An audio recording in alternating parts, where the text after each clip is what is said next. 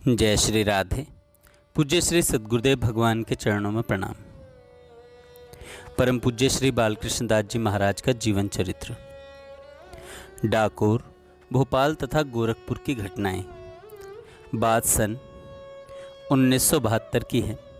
एक बार श्री महाराज जी डाकोर गए हुए थे।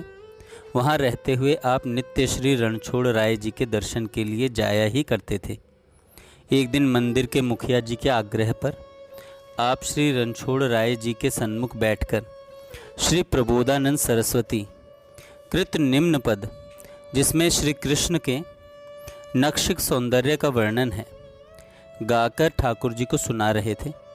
डाकोर में श्री ठाकुर जी का श्रृंगार सबके सन्मुख खुले रूप में करने की प्रथा थी। खुले रूप में करने की प्रथा है।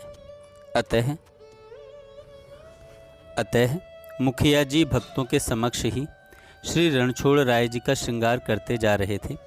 श्री महाराज जी को यह पद बहुत ही प्रिय था एवं कई वर्षों से आप प्रायः इस पद को सुस्वर कंठ से बहुत ही तन्मयता पूर्वक गाया करते थे। पद इस प्रकार है। वस्तु मनोमम मदन गोपाले, नवरतिकेली विलास परावधि, राधा सुरत रसाले। इस पद को गाते गाते आप पद की एक पंक्ति भूल गए। पंक्ति स्मरण करने के लिए पद को बार बार दोहराकर गाने लगे, परंतु वह स्मरण में नहीं आ रही थी। इतने में आपने क्या देखा कि श्री रणछोड़ राय जी अपने दोनों चरण आगे करके कुछ संकेत कर रहे हैं। श्री रणछोड़ राय जी की चरण नख पंक्ति देखकर आपको संकेत समझ में आ गया और पंक्ति श्री पद नख चंद्रमणि छवि लज्जित मन से कोटि समाजे स्मरण में आ गई। आपको इस बात से बड़ा ही हर्ष हुआ और श्रीधाम आने पर आपने यह घटना सुनाई। सन 1974 की बात है। श्री महाराज जी श्री घनश्याम दास जी के साथ भोपाल गए हुए थे। श्री हीरालाल जी के यहाँ 24 घंटे के कीर्तन का आयोजन था। कीर्तन चल रहा था। श्री महाराज जी और घनश्याम जी क्रमशः कीर्तन करा रहे थे। बीच में ही सहसा श्री महाराज जी ने घनश्याम जी से कहा, यहाँ शेर की गंध आ रही है। और मुड़कर जो देखा तो पीछे एक देवी भक्त बैठे हुए थे, जिनका परिचय श्री हीरालाल जी श्री महाराज जी को दे चुके थे कि इनके पहरे पर 2 शेर सदैव रहते हैं। श्री महाराज जी समझ गए कि यह इनका ही प्रभाव है। संकीर्तन समाप्ति के पश्चात उन देवी भक्त ने श्री महाराज जी को अपने यहाँ आग्रहपूर्वक आमंत्रित किया। वृंदावन की कोमल रसिक उपासना मार्ग के होने से श्री महाराज जी को तमोगुणी उपासना का वातावरण अच्छा नहीं लगता था। दूसरे दिन बहुत वर्षा हो रही थी, अतः आप उनके यहाँ जा नहीं सके। पर आपके मन में विचार आया कि इस देवी भक्त के पास शेर है तो क्या हुआ, हम भी परंपरागत वैष्णव हैं, हमारे पास भी सुदर्शन चक्र है।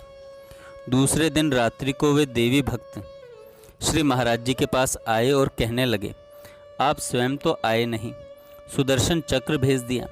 मुझे अपने चारों ओर सुदर्शन चक्र ही घूमता हुआ दिख रहा था। श्री महाराज जी समझ गए कि मुझे जो सहज ही विचार आया था उसने प्रत्यक्ष देख लिया। श्री महाराज जी उसकी भक्ति की प्रशंसा करने लगे। दिनांक 16 जनवरी 1975 को श्री महाराज जी दूसरी बार गोरखपुर गए। साथ में श्री घनश्याम जी, श्री मंगल जी और श्री कुसुम जी भी गए। वहां पहुंचने पर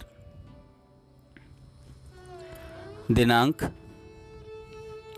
18/1/1975 का लिखा श्री घनश्याम जी का पत्र पहुंचा। उसे ज्यों का त्यों दे रहा हूँ। श्री देवी जी, जय श्री राधा। श्री महाराज जी सकुशल राधा कानन गीता वाटिका पहुँचे हैं। बहुत ही आराम से श्री महाराज जी को लाया हूँ अपनी जान में। स्लीपर सबको मिल गया था। गोरखपुर स्टेशन पर सूर्यकांत, श्री भाई जी का दोहित्र, 2 और भी व्यक्ति कार लेकर पहुँचे थे। सब खूब सम्मान एवं भाव से मिलने आए थे। पूज्य राधा बाबा प्रतीक्षारत थे। दोनों का अद्भुत मिलन हुआ। दोनों मुग्ध मौन, दोनों भाव विभोर हो गए। श्री महाराज जी के नेत्रकण बह चले। बहुत मुश्किल से अपने को संभाला। बाबा सजल नेत्र कर पकड़े श्री महाराज जी को एकटक देखते रहे। लगभग 20-25 मिनट बाद कुशल क्षेम पूछना हुआ। रात्रि तक बाबा उसी भाव में बहते रहे। इधर भी ऐसा ही रहा। प्रातः परिक्रमा के पूर्व भी मिलन मुग्ध मौन ही रहा। सुई डालो तो भी आवाज़ हो, ऐसा वातावरण था। परिक्रमा में अंतर्मुखता ही बनी रही। बाद में मुझसे श्री महाराज जी के खान पान के बारे में, व्यवस्था के बारे में पूछा, क्या प्रोग्राम है। मैंने कहा 5 दिन आपके पास रहकर वृंदावन जाएंगे। श्री महाराज जी को पहुंचाकर मैं पुनः आऊँगा। बाई, कुंज बिहारी, कृष्ण दुबे जी सब कुटिया पर मिलने आए। बाई ने स्वयं डोसा बनाकर चाय के साथ भेजा। कई नए कंबल और चादर भेजे। बार बार कहती रही। तिनके भर भी श्री महाराज जी को कष्ट न होने पाए। बाबा से कहा बाई ने, बाबा श्री महाराज जी कितने वर्षों के बाद पधारे हैं। बाबूजी के बाद नारायण, सीताराम, हरिवल्लभ सब सेवारत हैं। बहुत ही आनंद का वातावरण रहा। सर्दी काफ़ी कम है। आप श्री महाराज जी की चिंता न करें। कमल जी, मुन्नी जी भी दर्शन के लिए आई थीं। श्री महाराज जी का सबको, उसमें श्री महाराज जी ने श्री देवी जी को 2 पंक्तियां लिखी हैं। आपकी चिंता का परिणाम यहाँ मानो अभिनव ऋतुराज बसंत ने ही अपनी स्वच्छंदता के साम्राज्य में हमें अपनी अधीनता में कैद कर लिया हो, ऐसा लगता है। श्री महाराज जी 10 दिन गोरखपुर रहकर श्रीधाम लौट आए। विदाई से 1 दिन पहले एकांत में श्री बाबा ने घनश्याम जी से कहा, भैया महाराज जी तो रंग देवी सखी के स्वरूप हैं। मैंने आँखों से देखा है। मेरी आँखें मुझे धोखा नहीं दे सकती। श्री राधा बाबा ने बहुत समय तक रंग देवी स्वरूप और भावना की बातें की। श्री घनश्याम जी श्री महाराज जी को धाम पहुंचाकर फिर गोरखपुर चले गए और 1 महीना वहां रहकर श्री धाम लौट आए। धाम आने के उपरांत उन्होंने बताया कि जितने दिन श्री महाराज जी गोरखपुर रहे, वे जब भी श्री बाबा के पास जाते दोनों गदगद हो जाते। नेत्रों से अश्रु बहने लगते, मानो पहली बार ही मिल रहे हों। परिक्रमा में भी यही दशा होती। श्री राधा बाबा नित्य प्रति गोरखपुर में अपने ही द्वारा मनोमय स्थापित श्री गिरिराज जी की परिक्रमा किया करते थे। गीता वाटिका में श्री गिरिराज जी की स्थापना के साथ एक विचित्र घटना जुड़ी हुई है, जो इस प्रकार है। एक बार श्री भाई जी का जन्मदिवस मनाने का विचार निज जनों के मन में आया। श्री बाबा ने भी उसमें सहयोग दिया। अत्यंत सादगी एवं श्रद्धा के साथ पूजन इत्यादि कार्य संपन्न किए गए। श्री भाई जी ने भी सहजता से ही सब कुछ स्वीकार कर लिया। निज जनों ने बाबा एवं भाई जी की रुचि के अनुरूप कुछ ऐसे पदों का गान किया जिन्हें सुनकर श्री भाई जी की वृत्ति अंतर्मुखी हो गई। वातावरण में अपूर्व आनंद छा गया। इसी समय बाहर से आए हुए एक सज्जन श्री भाई जी की प्रशंसा में स्वरचित कविता सुनाने लगे, जिसके लिए वे पहले ही निषेध कर चुके थे। श्री भाई जी के आनंद में विघ्न उपस्थित करने वाले उन सज्जन को श्री बाबा ने बहुत कड़े शब्दों में डांट दिया, परंतु बाबा स्वयं भी इससे बहुत दुखी हो गए और श्री भाई जी से कहने लगे, मैं अब यहाँ नहीं रहूँगा। मानसिक रूप से इस स्थान का त्याग करके श्री गिरिराज जी की तलहटी में जाकर रहूँगा। शरीर से तो आजीवन आपके साथ रहने के लिए वचनबद्ध हूँ। श्री भाई जी ने भी कहा, शरीर यहाँ रहे, हमें उसकी आवश्यकता है। मानसिक रूप से आप कहीं जाएं, हमें कोई आपत्ति नहीं। उस समय श्री घनश्याम जी वहीं थे। श्री बाबा ने घनश्याम जी से श्री गिरिराज जी की परिधि का परिमाण पूछकर अपने ओढ़ने के गेरवे उत्तरीय से नपवाकर परिक्रमा की सीमा निश्चित कर ली तथा श्री गिरिराज जी, आन्योर, जतिपुरा तथा राधा कुंड ये 4 विश्राम स्थान निश्चित कर लिए। उसी गेरवे वस्त्र की गूदड़ी में श्री गिरिराज जी का आवाहन कर नित्य उसकी परिक्रमा करने लगे। कुछ दिनों बाद श्री महाराज जी ने अपनी कुटिया के सामने अचल गिरिराज जी की स्थापना कर दी। जब श्री महाराज जी प्रथम बार श्री राधा बाबा द्वारा स्थापित गिरिराज जी की परिक्रमा में विराजे तो भाव स्थिति में आ गए। अश्रु बहने लगे, बार बार आंख नाक पहुँचने लगे। श्री घनश्याम जी परिक्रमा में श्री बाबा के साथ ही रहते थे। श्री महाराज जी की ऐसी दशा देखकर संभाल कर कुटिया में ले गए। कुछ प्रकृति स्थित होने पर श्री महाराज जी ने कहा, बाबा तो सत्य ही यहाँ गिरिराज जी की मूर्त प्रतिष्ठा कर ली है।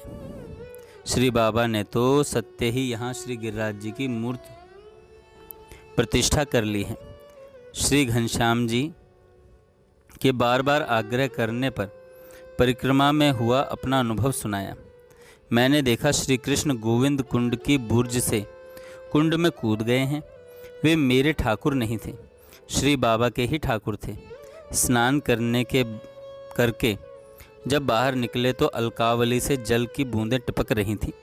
पीताम्बर शरीर से चिपट जाने से नीलकांति किरणें उसमें से बाहर प्रस्फुटित हो रही थीं। अलौकिक शोभा थी श्री श्याम की। यह कहकर बहुत समय तक श्री महाराज जी भाव गदगद हो रहे थे। अस्तु श्री बाबा ने घनश्याम जी से कहा, जब श्री महाराज जी परिक्रमा में बैठते हैं तब मैं उनकी और न देखते हुए आंख बचाकर निकला करता हूँ।